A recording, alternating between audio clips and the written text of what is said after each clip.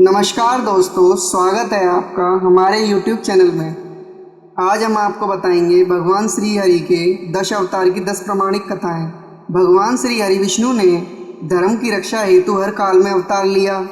वैसे तो भगवान विष्णु के अनेक अवतार हुए, लेकिन उनमें 10 अवतार ऐसे हैं जो प्रमुख रूप से स्थान पाते हैं। यहाँ पाठकों के प्रस्तुत है भगवान श्री हरि विष्णु के 10 अवतार यानी 10 अवतार की पौराणिक एवं प्रमाणिक कथाएं। पहला, मत्स्य अवतार। पुराणों के अनुसार भगवान विष्णु ने सृष्टि को प्रलय से बचाने के लिए मत्स्य अवतार लिया था। इसकी कथा इस प्रकार है। सतयुग के आदि में राजा सत्यव्रत हुए। राजा सत्यव्रत एक दिन नदी में स्नान कर जलांजलि दे रहे थे। अचानक उनकी अंजलि में एक छोटी सी मछली आई। उन्होंने देखा तो सोचा वापस सागर में डाल दूं, लेकिन उस मछली ने बोला, आप मुझे सागर में मत डालिए, अन्यथा बड़ी मछलियां मुझे खा जाएंगी। तब राजा सत्यव्रत ने मछली को अपने कमंडल में रख लिया। मछली और बड़ी हो गई तो राजा ने उसे अपने सरोवर में रखा।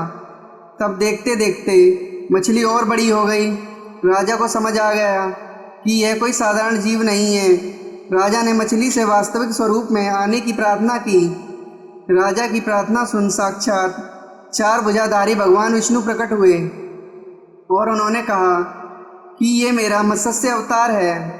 भगवान ने सत्यव्रत से कहा, सुनो राजा सत्यव्रत, आज से 7 दिन बाद प्रलय होगी। तब मेरी प्रेरणा से एक विशाल नाव तुम्हारे पास आएगी।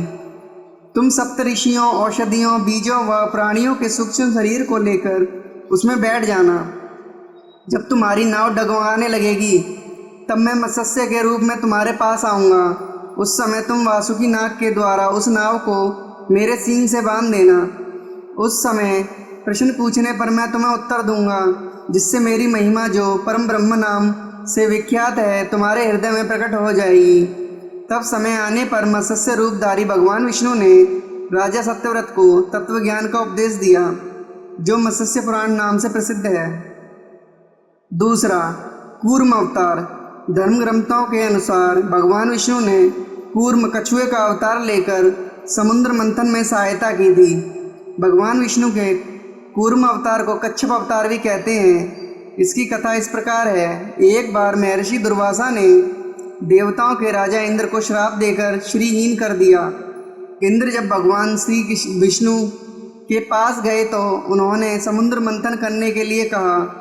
तब इंद्र भगवान विष्णु से कहे अनुसार दैत्यों व देवताओं के साथ मिलकर समुद्र मंथन करने के लिए तैयार हो गए।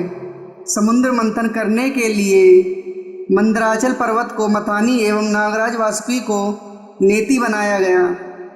देवताओं और दैत्यों ने अपना मतभेद बुलाकर मंदरचाल को उखाड़ा और उसे समुद्र की ओर ले चले, लेकिन वे उसे अधिक दूर नहीं ले जा सके। तब भगवान विष्णु ने मंदरचाल को समुद्र तट पर रख दिया। देवता और दैत्यों ने मंदरचाल को समुद्र में डालकर नागराज वासुकी को नेति बनाया, किंतु मंदराचल के नीचे कोई आधार नहीं होने के कारण वह समुद्र में डूबने लगा। यह देखकर भगवान विष्णु विशाल कूर्म कछुए का रूप धारण कर समुद्र में मंदरचाल के आधार बन गए। भगवान कूर्म की विशाल पीठ पर मंदरचाल तेजी से घूमने लगा और इस प्रकार समुद्र मंथन संपन्न हुआ। तीसरा, वराह अवतार।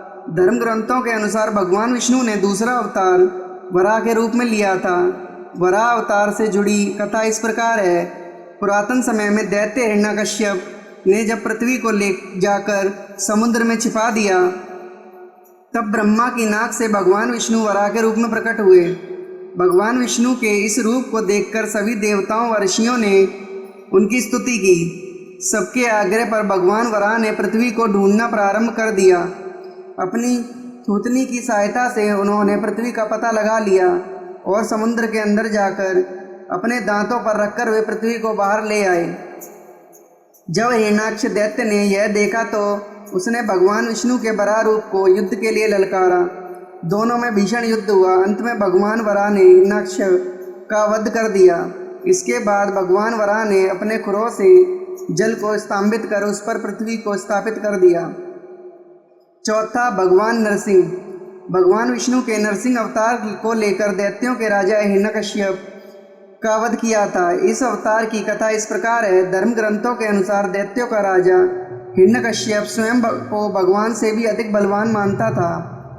उसे मनुष्य, देवता, पक्षी, पशु न दिन में न रात में, न धरती पर न आकाश में, अस्त्र से न शस्त्र से मरने का वरदान प्राप्त था।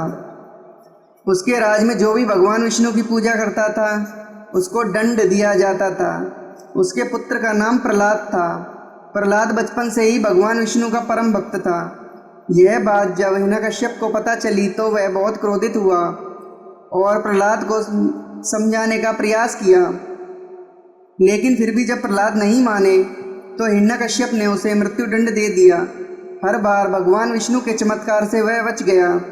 हिरण्यकश्यप की बहन होलिका, जिसे अग्नि से न जलने का वरदान प्राप्त था, वह प्रहलाद को लेकर धधकती हुई अग्नि में बैठ गई। तब भी भगवान विष्णु की कृपा से प्रहलाद बच गया और होलिका जल गई। जब हिरण्यकश्यप स्वयं प्रहलाद को मारने ही वाला था तब भगवान विष्णु नरसिंह का अवतार लेकर खंभे से प्रकट हुए और उन्होंने अपने नाखूनों से हिरण्यकश्यप का वध कर दिया। पांचवां वामन अवतार। सतयुग में प्रहलाद के पौत्र दैत्यराज बलि ने स्वर्ग लोक पर अधिकार कर लिया। सभी देवता इस विपत्ति से बचने के लिए भगवान विष्णु के पास गए। तब भगवान विष्णु ने कहा कि मैं स्वयं देव माता अदिति के गर्भ से उत्पन्न होकर तुम्हें स्वर्ग का राज्य दिलाऊंगा। कुछ समय पश्चात भगवान विष्णु ने वामन अवतार लिया। एक बार जब बलि महान यज्ञ कर रहा था तब भगवान वामन बलि की यज्ञशाला में गए और राजा बलि से 3 पग धरती दान में मांगी। राजा बलि के गुरु शुक्राचार्य भगवान की लीला समझ गए और उन्होंने बलि को दान देने से मना कर दिया, लेकिन बलि ने फिर भी भगवान वामन को 3 पग धरती दान देने का संकल्प ले लिया। भगवान वामन ने विशाल रूप धारण कर एक पग में धरती और दूसरे पग में स्वर्गलोक नाप लिया। जब तीसरा पग रखने के लिए कोई स्थान नहीं बचा तो बलि ने भगवान वामन को अपने सिर पर पग रखने को कहा। बलि के सिर पर पग रखने से वह सुतल लोक पहुंच गया। बलि की दानवीरता देखकर भगवान ने उसे सुतल लोक का स्वामी बना दिया। इस तरह भगवान वामन ने देवताओं की सहायता कर उन्हें स्वर्ग पुनः लौटाया। छठा श्री राम अवतार। त्रेता युग में राक्षस गण रावण का बहुत आतंक था। उससे देवता भी डरते थे। उसके वध के लिए भगवान विष्णु ने राजा दशरथ के यहाँ माता कौशल्या के गर्भ से पुत्र रूप में जन्म लिया। इस अवतार में भगवान विष्णु ने अनेक राक्षसों का वध किया और मर्यादा का पालन करते हुए अपना जीवन यापन किया। पिता के कहने पर वनवास गए। वनवास भोगते समय राक्षस राज रावण उनकी पत्नी सीता का हरण कर ले गया। सीता की खोज में भगवान लंका पहुँचे। वहाँ भगवान श्री राम और रावण का घोर युद्ध हुआ जिसमें रावण मारा गया। इस प्रकार भगवान विष्णु ने राम अवतार लेकर देवताओं को भयमुक्त किया। सातवां श्री कृष्ण अवतार। द्वापर में भगवान विष्णु ने श्री कृष्ण अवतार लेकर अधर्मियों का नाश किया। भगवान श्री कृष्ण का जन्म कारागार में हुआ था। इनके पिता का नाम वसुदेव और माता का नाम देवकी था। भगवान श्री कृष्ण ने इस अवतार में अनेक चमत्कार किए और दुष्टों का सर्वनाश किया। कंस का वध भी भगवान श्री कृष्ण ने ही किया। महाभारत के युद्ध में अर्जुन के सारथी बने और दुनिया को गीता का ज्ञान दिया। धर्मराज युधिष्ठिर को राजा बनाकर धर्म की स्थापना की। भगवान विष्णु का ये अवतार सभी अवतारों में श्रेष्ठ माना जाता है। परशुराम अवतार। हिंदू धर्म ग्रंथों के अनुसार परशुराम भगवान विष्णु के प्रमुख अवतारों में से एक थे। भगवान परशुराम के जन्म के संबंध में 2 कथाएं प्रचलित हैं। हरिवंश पुराण के अनुसार उन्हीं में से एक कथा इस प्रकार है। प्राचीन समय में महिष्मती नगरी पर शक्तिशाली हैवंशी क्षत्रिय कार्तवीर्य अर्जुन सहस्त्रबाहु का शासन था। वह बहुत अभिमानी था और अत्याचारी भी। एक बार अग्निदेव ने उससे भोजन कराने का आग्रह किया। तब सहस्त्रबाहु ने घमंड में आकर कहा कि आप जहाँ से चाहें भोजन प्राप्त कर सकते हैं, सभी और मेरा ही राज है। तब अग्निदेव ने वनों को जलाना शुरू किया। एक वन में ऋषि आपव तपस्या कर रहे थे। अग्नि ने उनके आश्रम को भी जला डाला। इससे क्रोधित होकर ऋषि ने सहस्त्रबाहु को श्राप दिया कि भगवान विष्णु परशुराम के रूप में जन्म लेंगे और न सिर्फ सहस्त्रबाहु का ही नहीं बल्कि समस्त क्षत्रियों का सर्वनाश करेंगे। इस प्रकार भगवान विष्णु ने भार्गव कुल में महर्षि जमदग्नि के 5वें पुत्र के रूप में जन्म लिया। 9वां कल्कि अवतार। धर्म ग्रंथों के अनुसार भगवान विष्णु कलयुग में कल्कि रूप में अवतार लेंगे। कल्कि अवतार कलयुग व सतयुग के संधि काल में होगा। यह अवतार 64 कलाओं से युक्त होगा। पुराणों के अनुसार उत्तर प्रदेश के मुरादाबाद जिले के संबल नामक स्थान पर विष्णु यशा नामक तपस्वी ब्राह्मण के घर भगवान कल्कि पुत्र रूप में जन्म लेंगे। कल्कि देवदत्त नामक घोड़े पर सवार होकर संसार से पापियों का नाश करेंगे और धर्म की पुनः स्थापना करेंगे। तभी सतयुग का प्रारंभ होगा। धन्यवाद।